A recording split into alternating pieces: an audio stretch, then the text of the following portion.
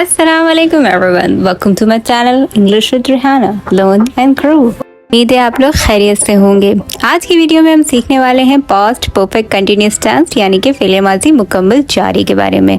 जैसा कि आप लोग जानते हैं कि मेरी वीडियोस में इस वक्त टेंसेस सीरीज चल रहा है। हमने लास्ट वीडियो में प्रेजेंट परफेक्ट कंटिन्यूअस को बहुत डिटेल में पढ़ा था, जिसके 2 पार्ट्स हमारे चैनल में मौजूद हैं। और अगर आपने अभी तक वो देखे नहीं तो जल्दी से जाके देखिएगा, क्योंकि उन 2 पार्ट्स में मैंने इस पूरे चैप्टर की बहुत ज़्यादा डिटेल्स बयान की हुई हैं।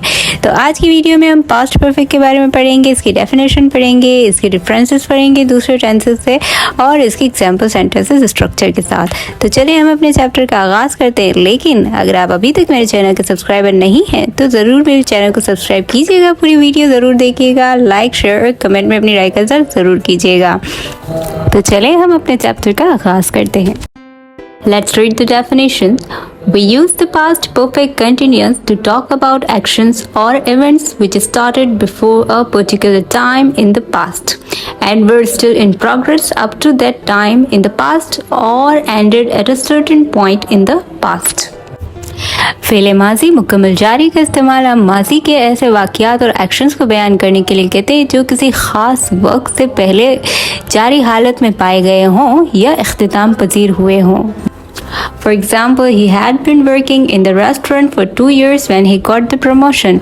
वो 2 साल से रेस्टोरेंट में काम कर रहा था जब उसे प्रमोशन मिला। अभी प्रीवियस पेज में हमने फेले माजी मुकम्मल जारी की 2 डेफिनेशंस पढ़ी, जिसमें हमने पहली डेफिनेशन पे पढ़ा कि ऐसे एक्शन या ऐसे काम जो किसी खास बात या किसी खास चीज़ से पहले जारी हालत में पाए जाएं तो वो फेले माजी मुकम्मल जारी के ज़मरे में आते हैं। यहाँ पे हमारी पहली लाइन जो है या पहला पॉइंट जो है वो इसी बात को बयान कर रहा है। जहाँ मिसाल के तौर पे she had been working at that company for a year when she met him.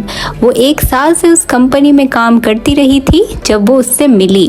देखिए, जब वो उससे मिली वो 1 साल बाद की कहानी थी, लेकिन उससे 1 साल पहले से वो एक जगह काम करती रही। वो एक जारी फ़ेल था और उसमें हमें मुद्दत भी बयान की गई। तो ऐसे वक्त या मुद्दत के जारी कामों को बयान करने के लिए हम माजी के फेले माजी मुकम्मल जारी के स्ट्रक्चर का अपने जुमलों में इस्तेमाल करते हैं।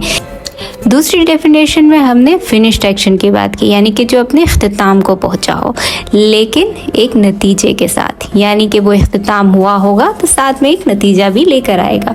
और ऐसे ही माजी की बातों को बयान करने के लिए हम फेले माजी मुकम्मल जारी के जुमलों स्ट्रक्चर का इस्तेमाल करते हैं अपने जुमलों में। जैसा कि आप देख रहे हैं, the pavement was wet, it had been raining. फर्श गीला था क्योंकि बारिश हो रही थी। ये बारिश होती रही है, बारिश होती रही थी, क्या पता अभी भी जारी हो। फर्श गीला था, फर्श गीले होने की वजह हमने बताई कि फर्श क्यों गीला था, क्योंकि बारिश हुई थी या फिर बारिश होती रही। अब बारिश सारा दिन होती रही, कब होती रही, ये हम चाहें तो अपने जुमलों में बयान करना चाहें तो करवा सकते हैं, चाहें तो हम अपने आप जुमलों को शॉर्टकट में भी बयान कर सकते हैं। Depend all on us. Past perfect continuous tense, इस नाम के अंदर हमें पिछले 2 टेंसेस के नाम बहुत आसानी से नज़र आते हैं, यानी कि परफेक्ट और कंटिन्यूअस। और आगे इसके स्ट्रक्चर में आप देखेंगे कि हमें परफेक्ट का हैपिंग वर्ब और कंटिन्यूअस का एक्शन वर्ब भी मिलेगा इसके स्ट्रक्चर में।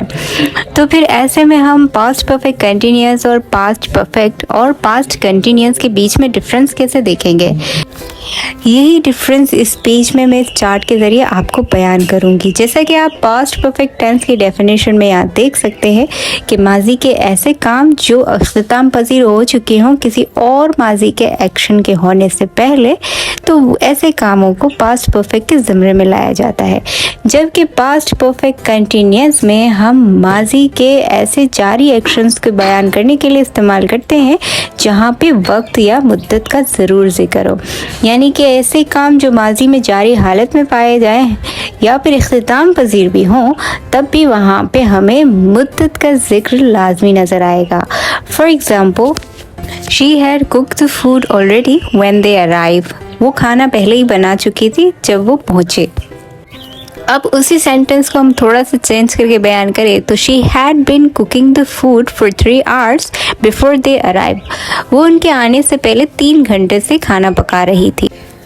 उम्मीद है इन दोनों एग्जाम्पल सेंटेंसेस और इनके डेफिनेशंस के साथ मैं आप लोगों को पास्ट परफेक्ट और पास्ट परफेक्ट कंटिन्यूअस के बीच में मौजूद डिफरेंस को समझाने में कामयाब हुई होंगी। तो चले हम आगे बढ़ते हैं।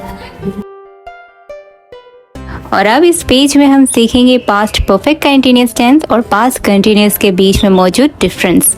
जैसा कि आप पास्ट कंटिन्यूअस की डेफिनेशन में देख सकते हैं कि it emphasise what happen when the interruption occurred, it shows only continuing, यानी कि माजी के ऐसे काम जो जारी हालत में पाए जाएं। ऐसी बातें जो होती हैं वो कंटिन्यूअस टेंस के ज़मरे में आती हैं, लेकिन माजी के ऐसे काम जो जारी हालत में भी हों और साथ में मुद्दत भी बयान कर रहे हों तो वो पास्ट परफेक्ट कंटिन्यूअस के ज़मरे में आते हैं। मिसाल के तौर पे When I arrived there, Ahmad was watching the TV. जब मैं वहाँ पहुँचा तो अहमद टीवी देख रहा था। Ahmad had been watching the TV for hours when I arrived there. Ahmad घंटों से टीवी देख रहा था जब मैं वहाँ पहुँचा। और यही डिफरेंस है कंटिन्यूअस और पास्ट परफेक्ट कंटिन्यूअस के सेंटेंसेस में। उम्मीद है आप लोगों को समझ आ गया होगा। तो चलें हम आगे इस चैप्टर के स्ट्रक्चर को सीखते हैं। पास्ट परफेक्ट कंटिन्यूअस टेंस, इसका स्ट्रक्चर है subject plus had been plus verb की first form plus ING plus object plus sense of और प्लस टाइम।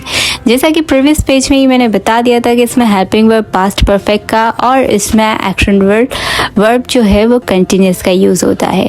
इसके नेगेटिव में हम हैड बीन के दरमियान में नॉट का इजाफा करते हैं, यानी कि हैड नॉट बीन, और अगर हम उसको शॉर्ट फॉर्म में बोले तो हैडंट बीन भी यूज़ करते हैं।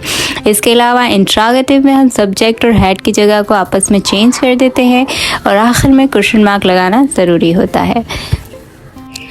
इसके सेंटेंसेस में सिंस और फॉर मुद्दत बयान करने के लिए किया जाता है।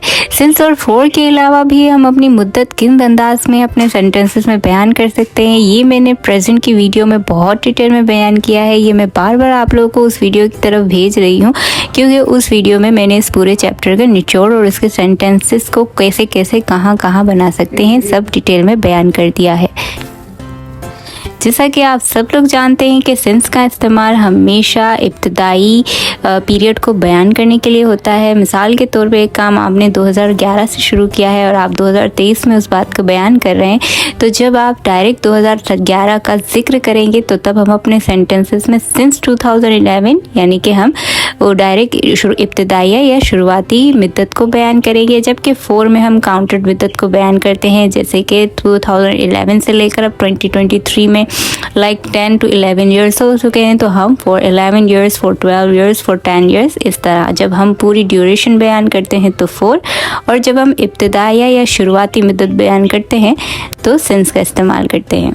इसका हेल्पिंग वर्ब है हैड बीन, जो कि तमाम सब्जेक्ट के साथ यूज़ होता है। हैड और बीन के दरमियान जब नॉट का इजाफा होता है तो हैड नॉट बीन को हम कॉन्ट्रैक्शन लैंग्वेज में हैडंट बीन भी लिख या बोल सकते हैं। इसके अलावा अगर हम सब्जेक्ट के साथ हैड को हम फुल फॉर्म में ना लिखना चाहें और कॉन्ट्रैक्शन लैंग्वेज में बोलना या लिखना चाहें तो हम शीड बीन, हीड बीन, देड बीन, वेड बीन, इस तरह करके भी अपने सेंटेंसेस बना या बोल सकते हैं। फेले माज़ी मुकम्मल जारी, इसकी उर्दू की पहचान इस तरह की जा सकती है कि उसी उर्दू के फ़िक्रात के आखिर में रहा था, रही थी, रहे थे, था रहा था, ती रही थी, ते रहे थे, कर रहा था, कर रही थी, कर रहे थे वगैरह जैसे अल्फाजों का जिक्र होता है और इसके सेंटेंसेस में वक्त या मुद्दत का जिक्र लाजमी होता है। फॉर एग्ज़ाम्पल, सबा थकी हुई थी क्योंकि वो सारा दिन सिलाई करती रही थी। Saba was exhausted because she had been sewing all day. Saba थकी हुई नहीं थी क्योंकि वो सारा दिन सिलाई नहीं करती रही थी। Saba wasn't exhausted because she hadn't been sewing all day. Saba थकी हुई थी, क्या वो सारा दिन सिलाई करती रही थी? Saba was exhausted, had she been sewing all day. इस एक एग्जाम्पल में मैंने आपको इनका नेगेटिव, इंट्रोगेटिव और अफर्मेटिव यानी कि सिंपल सेंटेंस या स्टेटमेंट सेंटेंस आपको बनाना बता दिया। तो let's read some other more example sentences. वो 1 घंटे से इंतजार कर रहे थे जब अली पहुंचा। They had been waiting for an hour when Ali arrived. वो बचपन से ही दोस्त थे। They had been being friends since childhood. Ahmad सारा दिन मोबाइल बनाने की कोशिश नहीं करता रहा था। Ahmad had not been trying to repair the mobile the whole day. क्या वो पूरा महीना फुटबॉल खेलते रहे थे? Had they been playing football for a month? तुम कितनी देर से बस में सवार होने का इंतज़ार कर रहे थे? How long had you been waiting to get on the bus? इन सारे एग्जाम्पल सेंटेंसेस में हमने एक चीज़ क्लियर देखी कि हर सेंटेंसेस में हमने किसी न किसी तरह वक्त को ज़रूर बयान किया और सिंस और फॉर के अलावा भी दूसरे अंदाज में हमने वक्त का जिक्र देखा। तो आज की वीडियो के लिए इतना ही। उम्मीद है आपको ये चैप्टर अच्छे से समझ आया होगा। मेक श्योर कि आप इसकी प्रैक्टिस करें, क्योंकि एक प्रैक्टिस ही है जो आपको किसी चीज़ में महारत हासिल कराती है। मज़ीद ऐसी वीडियो के लिए आप मेरे चैनल के साथ जुड़े रहें, और अगर आप अभी तक मेरे चैनल के सब्सक्राइबर नहीं हैं तो जल्दी से सब्सक्राइब कर लीजिए। वीडियो को लाइक कीजिएगा, शेयर कीजिएगा और कमेंट में अपनी राय का इज़हार ज़रूर कीजिएगा। इंशाल्लाह मैं मिलूँगी फिर से एक नए टॉपिक के साथ। तब तक अपना बहुत सारा ख्याल रखिएगा। अल्लाह हाफ़िज़।